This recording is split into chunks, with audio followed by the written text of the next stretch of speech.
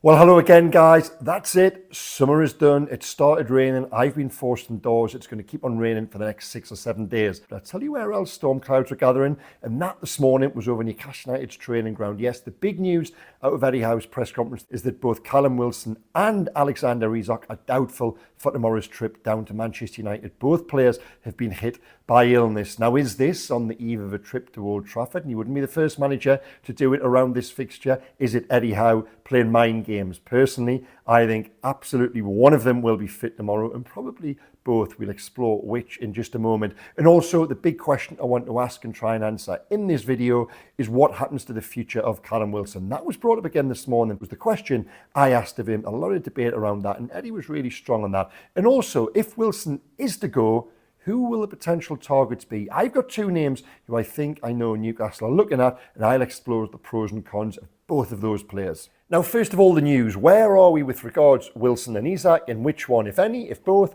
will play down at Old Trafford tomorrow? Now, Callum Wilson, he trained last week. Towards the end of the week, he reported an illness. I believe it to be tightness in his chest, a chest infection. He wasn't actually well enough to be at the ground on Saturday. Alexander Isak, now he was well enough to start, although he had felt under the weather 24 hours previous. But what we saw in the game was clearly a diminished version of him. He only lasted 68 minutes. And as it was, during the final half hour, what could, on reflection, boiled down to be one of the most important half hours of Newcastle's season when they really needed a goal. They didn't have a striker on the pitch. Now, they actually looked brilliant together in tandem at Burnley 7 days previous. And would you believe that is the only time this season Eddie Howe has been able to call on both from the start? Now, where are they at now?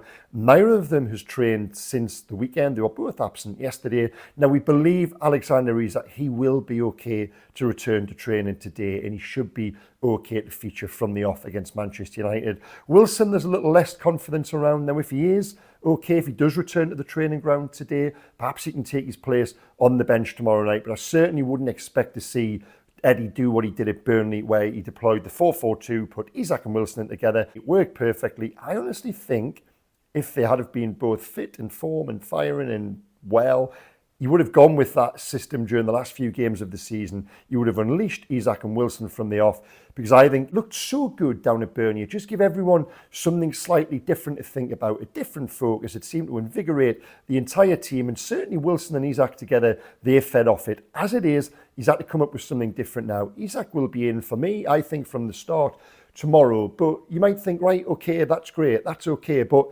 it'll be an Alexander Isak, and we've seen this previously with him. Isak needs a little while to get himself up to full speed. Now, of course, that is when he's coming back from physical injuries, from muscle injuries, and it may be that he goes straight back in tomorrow and picks up where he had left off previously. But, you know, there is that slight doubt if he is coming back in after having missed a little period of training, after feeling unwell. You know what it's like yourself when you try to exercise, when you have been poorly, especially if it's a chest infection, a tight breathing issue. You know, you don't feel well. You do have that pain, that pull, that tightness. So that would be a concern for you. Now, it's actually just stopped raining and the sun has come out here on Tyneside. Does that mean Isak and Wilson have trained today? We'll have to wait and see. But no, the question I asked of Eddie this morning was, and it was with regards Callum and his future. I said, you know, his ability is above question. His availability, not so. Eddie agreed, and he took the inference of my question to mean, you know, the discussions about Callum's future, which have taken place. And it's long been my information now that Callum Wilson will move on this summer. 1 year left on his contract, 32 years old, and because of those issues around, you know, selection and hierarchy, have taken a view that the time has come to, while there's still value in the player, while they may get, you know, £5 to £10 million, there's been talk of Saudi Arabia, a move abroad. I think that makes sense for the club. I can see why the club are looking at this. We're going to talk about Eddie's thoughts in just a second.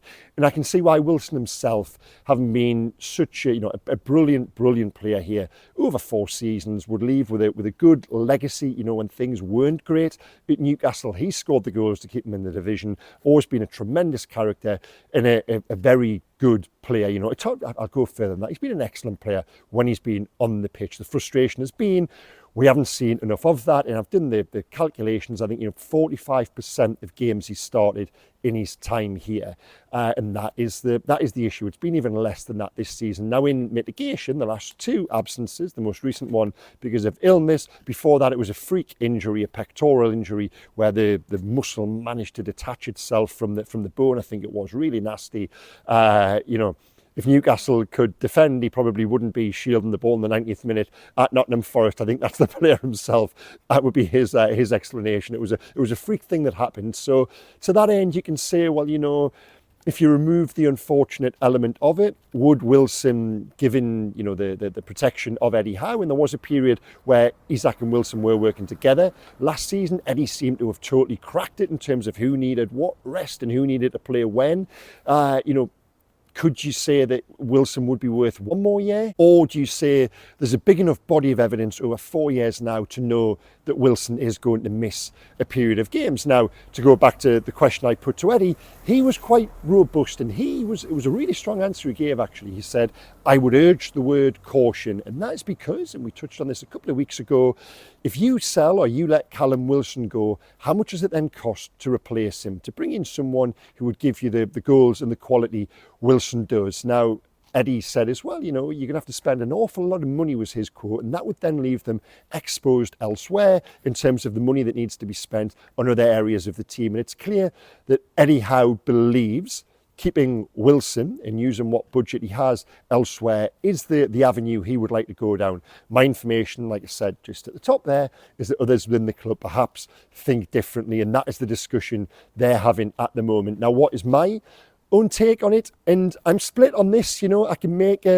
I trust Eddie's judgment so much, and if you want to turn around and say to me it's been decided that Wilson's going to stay, I believe there is a programme there to be devised whereby Callum Wilson and Alexander Isak, they can be the 2 strikers who go through next season with a little bit of better fortune. I wouldn't be screaming back it was the worst idea, but I would still, my own take, come down on the side of, and I use that phrase again, a big enough body of evidence now with the data available to suggest that Wilson just won't play enough. And that is such a shame, because he is a far better player than I ever dreamt, ever thought he would be when Newcastle got him from Bournemouth 4 years ago for £20 million. He is, on his day, that England level player, but it is on his day. That is the issue, because there just aren't enough days. And for me, I think Newcastle have got to back themselves with whatever level of budget it would be assigned to bringing in a different striker. They've got to back themselves to get that right. They've got to be creative.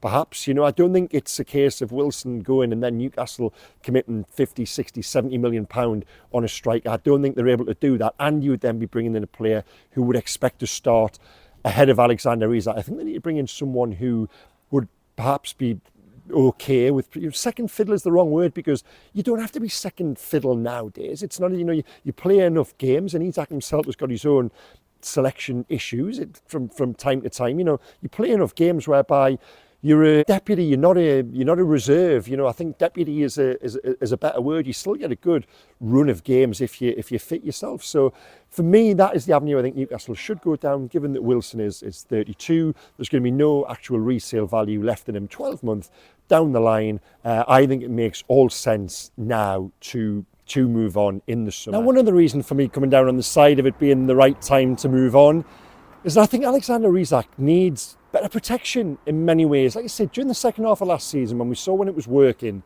Wilson being fit made Isak better, and Isak being fit made Wilson better.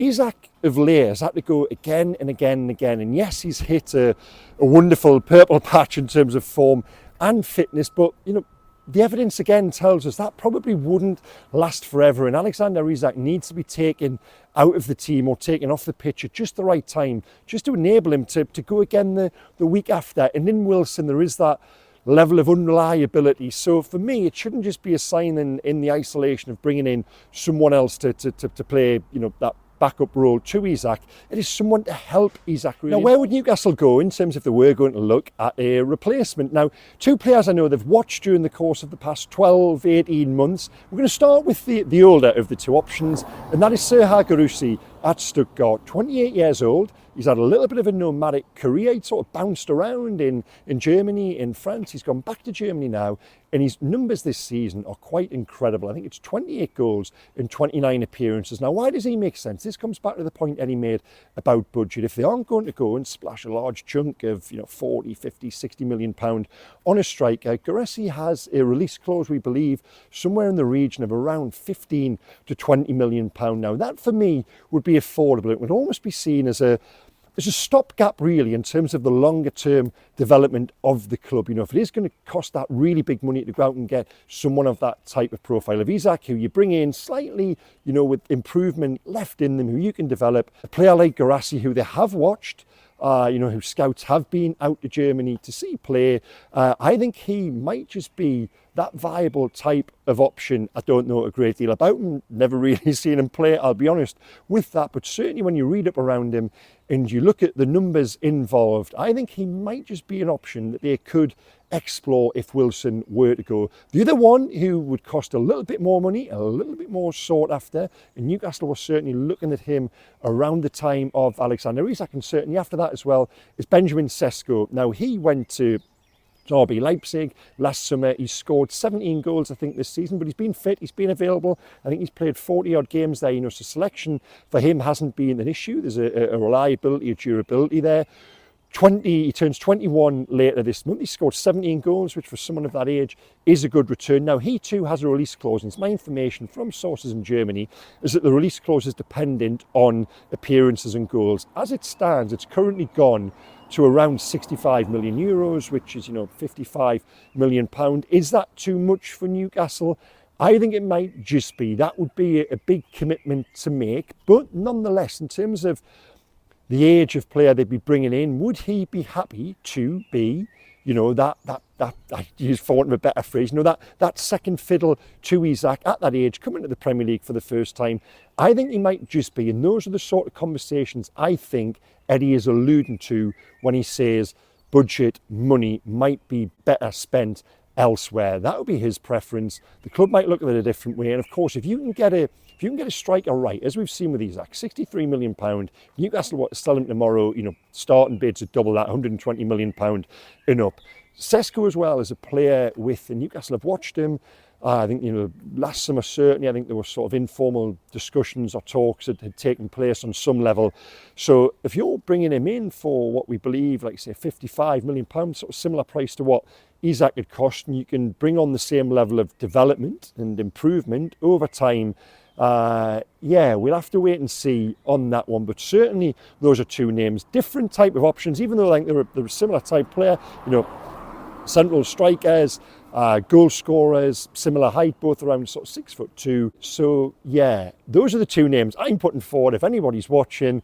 And for me to come back to it, to round off on this point, I think Newcastle should look to evolve that position this summer and certainly bring in a player or players who would be more dependable in terms of the amount of games they play. As wonderful as Callum Wilson has been, if you were to guarantee me tomorrow that even Wilson was going to be fit and available for upwards of 50% of games, I would probably say, okay, but the numbers this season have been less than that, and that is the concern. And like I say, I use that word again, what a shame it is. Now on transfers, this is a little bit of news I brought you earlier in the week. Tosin Adarabioyo, my information is that a formal offer was made to him over the weekend. Adarabioyo knows the project at Newcastle. I'm told that he's excited by that. I think he likes what he's seen, what he's been told. At the moment, Newcastle are absolutely the front runners on that one, and should all be okay in terms of the money and the numbers involved. I think we could see movement on that within the next few days, the next couple of weeks. And what a good start of the window that would be. A free transfer, freeing up money for a striker perhaps, or a right winger or a goalkeeper, as Eddie might prefer. I just think that makes too much sense. Premier League experience, good age, got to use that word, don't I? Good profile. Again, I think that one will get done. Lloyd Kelly, he remains on the radar too. Talks ongoing there, but those two, I think that would be a tremendous start of the window. And Eddie said today he wants to get some deals done early. Now here we are, we haven't mentioned the game down at Manchester United tomorrow, and what a huge game it is. Wow, that was a really significant result for Newcastle. Manchester United being beaten by Arsenal on Sunday. It means that a draw, of course, tomorrow night at Old Trafford means Manchester United will be impossible because of the goal difference for them to overtake them. That would then guarantee Newcastle a top 7 finish. Chelsea, of course, are the other danger.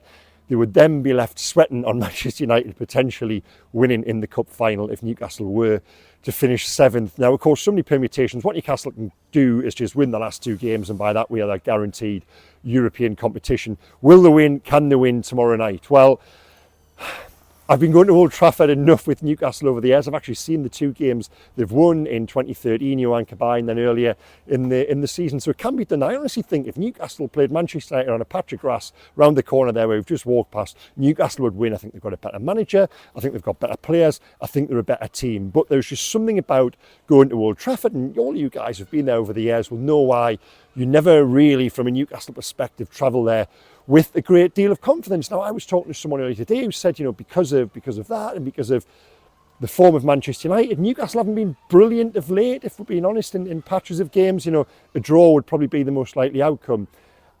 I would agree with that and go along, but I don't think it will be a draw, because if it's a draw entering the final throes of the games, well, that's no good to Manchester United. They'll be pressing for a win, which means Newcastle would then potentially pick them off on the break. I just think we will see a winner tomorrow night. I think it could be, in the end, certainly during the last half hour or so, I think it could be a really open game, given what both teams need, and a draw being no good to Manchester United, because they would know that would give the advantage to Newcastle. And which winner will it be? I'm going to go for Newcastle. I just think if Isak plays, and Eddie Howe said the illness hasn't been too serious. I think if he plays up against a centre-back pairing of Johnny Evans and Casemiro, well, that's why I think Eddie might just have employed some mind games. He might be leading Eric Ten Hag down the path of thinking, it's okay, Newcastle haven't got any forwards. I can play the 2 old men at the back. So yeah, I'm going for a Newcastle win, and that would then put them in such a good, brilliant, strong position going down at Brentford, and then their fate would be in their hands with regard to cementing that 6th place. So yeah, guys, you can hold me to it. And I must admit, every time I've gone to Manchester United when Newcastle have won previously, I've gone there with absolutely no confidence. So yeah, maybe I should adopt the same policy. Yeah, Newcastle are going to get beat, but no, in all honesty, the closer we get to the game, I just go there with a little bit more confidence than I ordinarily would, and that is in part because I think so little of Manchester United. I've committed to that repeatedly on so many occasions now. Well, that's it for now, guys. Thank you so much for watching. I'll be down at Old Trafford tomorrow night, bringing you my reflections post-match. In the meantime, please comment on this video. Give me your thoughts on please give me an idea, give me a name of who Newcastle could potentially target. You never know, some of the recruitment guys might just be watching and reading these videos. So yeah, like, comment, subscribe, all the rest of it, and I'll be back with you in 24 hours time with my reflections on, like I said, what I expect should be an intriguing, fascinating, entertaining night down at Old Trafford. And I'm going to take my brolly. In fact, Steve McLaren, he's normally got brollies, hasn't he, in good supply, so I might ask him if I can lend one.